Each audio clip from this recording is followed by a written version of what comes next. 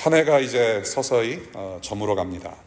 서로에게 2024년 새해 복을 많이 받길 기원하는 날이 이제 곧 다가오죠. 복이라고 하는 것은 좋은 것입니다. 하나님은 우리에게 이미 많은 복을 주셨고 계속 주기를 원하십니다. 세상을 창조하시고 다스리시는 하나님께서 주시는 복은 분명히 이 세상 어느 것보다도 좋은 것이며 영원하신 하나님께서 주시는 복이기 때문에 그 복 또한 영원할 것입니다. 그 복은 영원한 생명, 영원한 기쁨이라는 은혜의 선물입니다.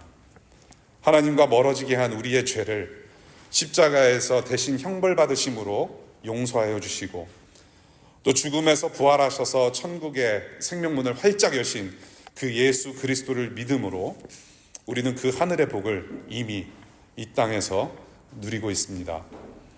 그리고 하나님은 오늘 본문 시편 41편으로 저와 여러분들이 이 땅에서도 그 복을 누리며 살라고 말씀하십니다. 이 땅에서 복 있는 사람은 과연 누구인가? 첫 번째로 바로 1절, 가난하고 힘없는 사람을 돌보는 사람이 복이 있다고 하십니다. 하나님은 약자들을 돌보는 자들에게 복을 선언하십니다. 하나님 나라 질서가 무너진 이 세상 가운데 살아가는 연약한 이웃들에게 하나님 사랑을 그대로 실천하는 사람이 복된 사람이라고 분명히 말씀하고 계십니다. 이미 하늘에서 받은 사랑의 복을 그대로 전달하는 삶 자체가 복된 삶이라고 가르치십니다. 두 번째로 1절 후반부부터 12절까지 약자를 돌보는 자로서 환난이 있을 때에 주님께서 도우시는 자가 바로 복 있는 사람이라고 하십니다. 사랑을 실천하는 사람이 오히려 고통받고 약하게 될 때 하나님께서 다시 일어나도록 도우시는 그 사람이 바로 복이 있다 선언하십니다. 아마도 이 시편의 저자로 알려진 다윗이 이웃들을 사랑으로 돌봐준 적이 있었나 봅니다. 그러다가 육체적인 병 때문에 아파서 누워있는 것 같아요. 4절부터 11절까지 꽤 길게 마음의 고통을 노래하면서 기도하고 있는 것으로 봐서는 저자는 육신의 고통뿐만이 아니라 정신적인 고통도 꽤 크게 경험하고 있는 것 같습니다. 지금 이 저자 옆에는 아무도 없습니다. 언제 죽을지 모르는 낭떠러지 앞에 홀로 서 있습니다. 자신이 죄인임을 하나님께 고백하면서 하나님 은혜로 고쳐주시기를 기도하지만은 원수들의 저주와 배신으로 지금 매우 힘든 상황에 놓여 있고 그 상황이 계속되고 있음을 보게 됩니다. 저와 여러분들도 죄인임을 고백하면서 하나님 앞에 나가죠. 그럼에도 닥쳐오는 시련은 분명히 있음을 우리는 경험하고 있습니다. 신앙생활은 마냥 편하지 않습니다. 다윗도 경험하는 것을 지금 우리가 경험하고 있고 우리가 경험하는 것을 이미 다윗은 경험을 했습니다. 여기서 잠시 주목할 부분은 10절 후반부입니다. 우리 함께 10절 볼까요? 주님은 나의 주님이시니 나에게 은혜를 베풀어 주십시오. 나도 그들에게 되갚을 수 있도록 나를 일으켜 세워 주십시오. 나도 그들에게 되갚을 수 있도록 나를 일으켜 세워 주십시오. 나도 원수들에게 되갚을 수 있도록 나를 일으켜 세워 주십시오. 얼핏 보면 보복심이 강렬한 다윗으로 보여집니다. 그런데 하나님은 우리를 괴롭히는 자들을 우리 생각대로 힘으로 보복하도록 돕는 분이 아니심을 우리는 잘 알고 있습니다. 이 구절은 다윗의 그 개인적인 보복이 아닌 하나님의 공의가 드러나길 바라는 간절한 마음의 소원으로 보자는 것입니다. 이렇게 해석하는 한 가지 근거는 바로 명예와 권력의 회복을 통한 자신의 영광이 아닌 나약한 백성들을 사랑하심과 도우심을 통하여 자신을 드러내시는 이스라엘 하나님의 위대하심을 찬양하며 노래를 마무리하기 때문입니다. 13절 읽겠습니다. 이스라엘의 하나님이신 주님 찬양을 받으십시오. 영원에서 영원까지 찬양을 받으십시오. 여러분의 잘됨, 여러분의 어떤 인생 역전이 나를 드러내어서 내가 영광 받기 위함인가? 아니면 나의 잘됨과 나의 인생 역전이 나의 삶 속에서 함께 하신 하나님의 살아계심과 위대하심을 드러내기 위함인가라는 질문에 이렇게 시편 저자는 13절에 명쾌히 답을 외치고 있습니다.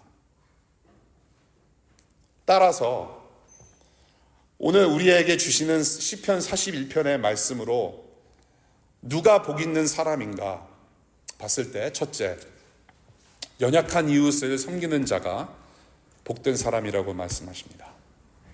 둘째로, 그 연약한 이웃을 섬기다가 고난을 만난 그때에 하나님께서 도우시는 자가 바로 또한 복되다 하십니다. 그래서 그 하나님은 어떤 분이시라고 지금 시편 저자가 찬양하고 있습니까? 약자들과 그 약자를 돌보는 자 모두를 사랑하시는 하나님으로 알게 될 것입니다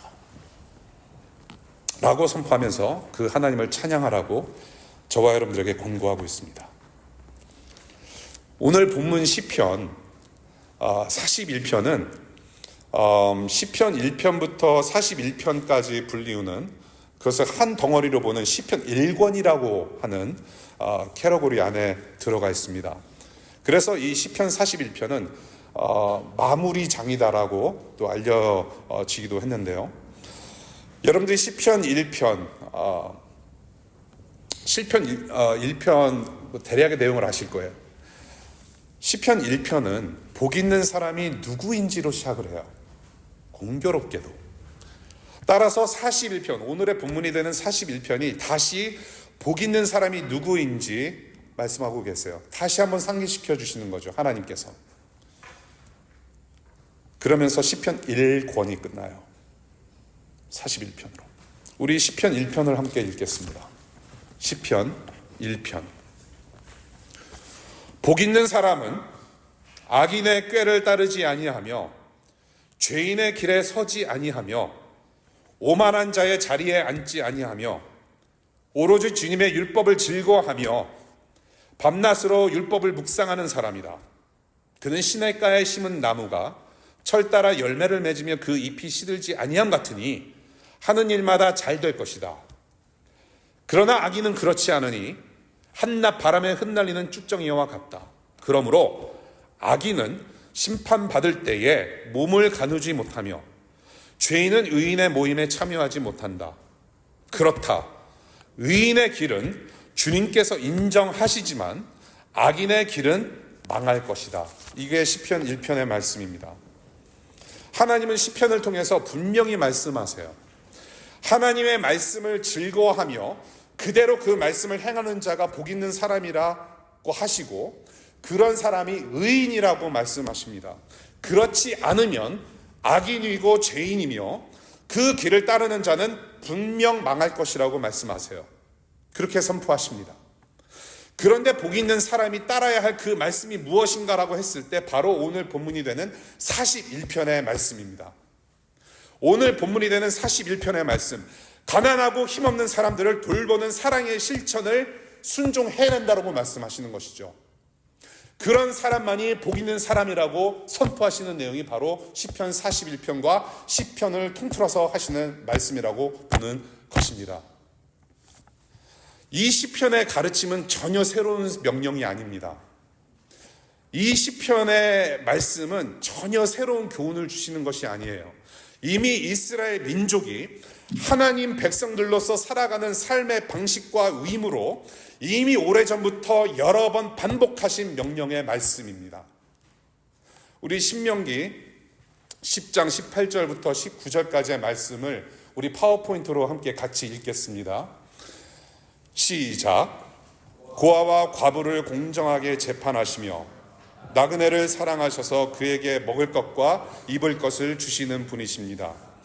당신들이 나그네를 사랑해야 하는 것은 당신들도 한때 이집트에서 나그네로 살았기 때문입니다. 24장 17절부터 18절까지 읽겠습니다. 시작.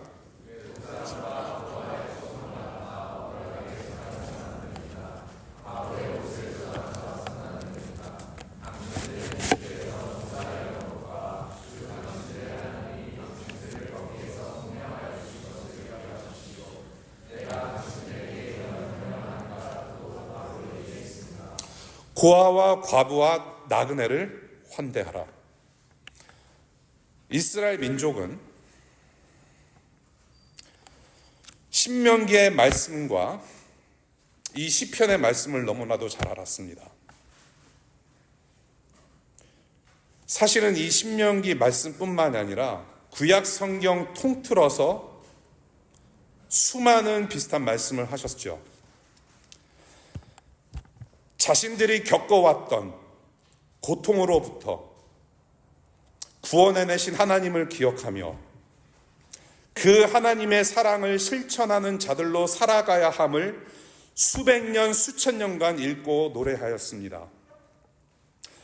지금도 유대인들은 이 말씀들을, 이 구절들을 회당에서 모일 때마다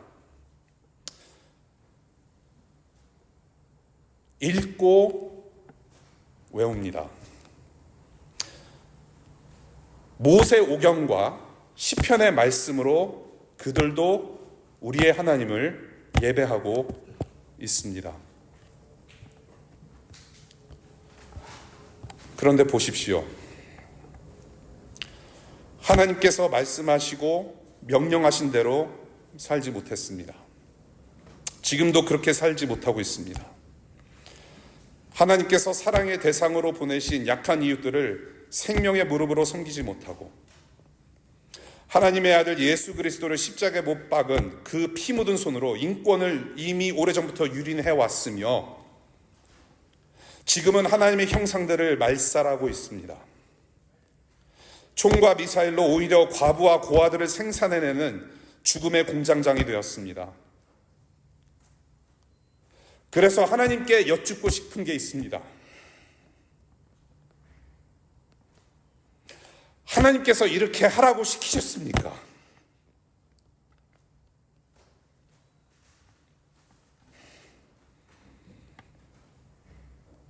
이스라엘과 저와 여러분들 우리에게 묻고 싶습니다. 이것이 과연 하나님의 영광을 위한 일입니까? 이것이 과연 하나님께서 기뻐하실 만한 일입니까? 세상의 빛이 되어야 할 하나님의 백성들로서 할 짓인가요? 하나님의 이름을 내건 민족이지만 저들은 하나님을 모릅니다. 이집트의 억압에서 구원하신 그 좋으신 하나님, 시편 저자가 경험한 그 좋으신 사랑의 하나님을 이 시대, 이 세대 백성들은 전혀 모릅니다. 하나님을 모르니 하나님 백성들이 살아가야 할 방식도 모를 수밖에 없습니다. 하나님의 말씀을 맡은 민족이라 할지라도, 하나님의 말씀을 잘 아는 민족이라 할지라도 하나님을 모르는 비극의 민족이 되었습니다. 아는 것이 전혀 없습니다. 바로 이것이 하나님께서 보내신 아들 예수께서 이스라엘 종교인들을 향해 지적하신 경고였음을 우리는 기억합니다. 그리고 하나님의 아들을 십자가에 못 박은 저 무지한 이스라엘과 우리 모두를 위해서 죽고 다시 사신 그 예수가 하나님의 실체였음을, 그리고 우리의 죄를 사해 주신 구원자 메시아이심을 이제 우리는 알고 있습니다. 그 예수로 하나님의 백성과 자녀된 교회가 우리가 무엇을 하여야 할까요? 무엇을 해야만 할까요? 그저 답답하기만 합니다. 그리고 답답한 마음을 어찌할 수 없어서 관심을 끄고 다시 일상의 즐거움으로 들어갑니다. 이게 현실입니다. 그래도 우리가 하나님께서 사랑과 평화가 충만한 하나님 나라를 이루실 거란 믿음이 조금이라도 있다면 우리가 있는 자리에서 할 수 있는 일들이 분명히 있을 거라고 저는 생각합니다. 우리가 하나님의 뜻을 따라가는 교회로서 한 가지 마음을 품고 하나님께서 이 순간에도 일하시길 간절히 바라며 기도하는 일상부터 시작할 수 있지 않을까 싶습니다. 그 한 가지 마음은 이 땅의 죽음과 슬픔과 고통과 공포와 참혹함이라는 원수들을 다 십자가에 못 박고 이겨내신 그리스도 예수의 마음이 아닐까요? 시편 저자처럼 뒤꿈치를 들고 예수를 팔아넘기러 나간 유다의 배신을 경험하셨지만, 가난하고 힘없는 죄인들을 끝까지 섬기러 죽으셨지만 하나님의 능력으로 부활하셔서 우리 모두에게 영생을 선물하신 주님의 이 마음을 품고 저 이웃들을 기억하면 좋겠습니다. 주님께서 2000년 전에 진짜 없어져야 할 적과 원수들을 모두 다 물리치셨다는 이 복음이 모두에게 들려졌으면 좋겠습니다. 그래서 그 예수라는 분 때문에, 그 예수 때문에 우리는 더 이상 피를 흘리지 않아도 다 함께 잘 살 수 있다 말해줬으면 좋겠습니다. 이스라엘과 모든 민족, 여기 계시는 여러분 모두가 그 예수 그리스도를 받아들이는 회복의 길로 들어서면 좋겠습니다. 여러분들 그래야 살 수 있습니다. 이것이 바로 주님의 영원토록 변치 않는 마음입니다. 우리 주님의 몸된 교회가 이 마음을 가지고 기도할 수 있기를 바랍니다. 마태복음 24장 14절에 주님은 이렇게 말씀하셨죠.